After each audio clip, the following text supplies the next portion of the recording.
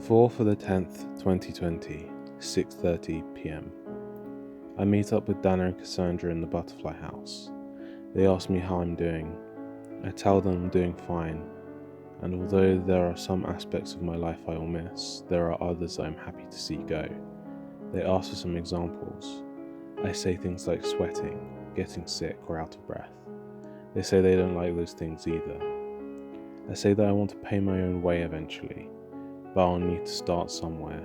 Cassandra says to write a list of things that I will need, and that her retainers will get them in the day. I thank her. Dana and Cassandra tell me the others loved me and are happy. I said that I am happy to meet them. Cassandra goes on to say everyone was surprised that I could use such a high-level discipline so quickly. I say I don't understand. They say that being a kindred gives us some powers, and seeing the patterns is one of them. I tell them I could kind of see the patterns when I was mortal, but it was more of a guess, more intuitive, instead of reading it like it is now. They're both surprised. I ask if they have any paints, and maybe I could show them. Dana says that she has a set of old oil paints. 2 a.m. I think back to the first night of my own life, to the first moments of stepping into the butterfly house, and to the dancing butterflies. The moment I felt Cassandra's twisting, chasing emotions, and that is what I paint. 2 butterflies chasing in spotlight, one blue and sad, one happy and joyful, feeding and growing each other. I paint in a dramatic, realistic style. Dana and Cassandra come in at different points to check up on me. I love painting, always have, but now, as a kindred, my vision is sharper, my hands more dexterous. My mind paints subtle patterns in texture, tone and light. When it is finished, Dana and Cassandra weep just like the first night. They see it in the pattern, in the painting. Even Cassandra's retainers cry at its sight. I write a list of things that I need. 2 rats, 1 male, 1 female, 1 cage, bedding, food, toys, oil paints, 9 1-foot by 1-foot MDF boards. 2:30 a.m. Cassandra comes in to see me. She wishes to buy the painting. She offers £7,000, not only because of the painting, but also to give me a start in my own life. I accept, giving her a cuddle.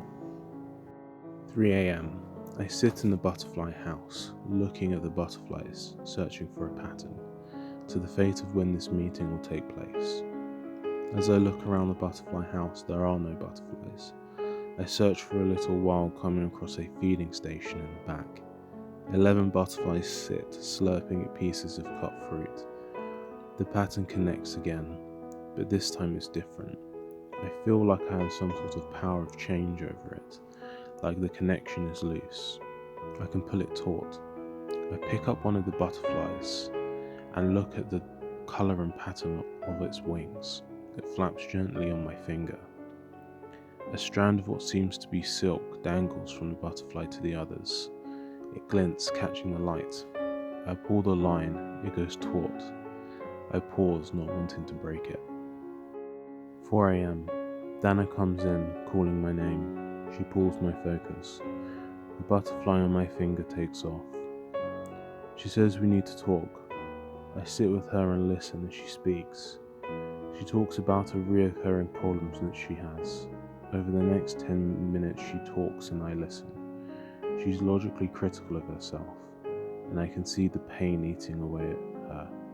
She's sorry for my embrace, that I had no choice, and that seeing the painting earlier really made her think.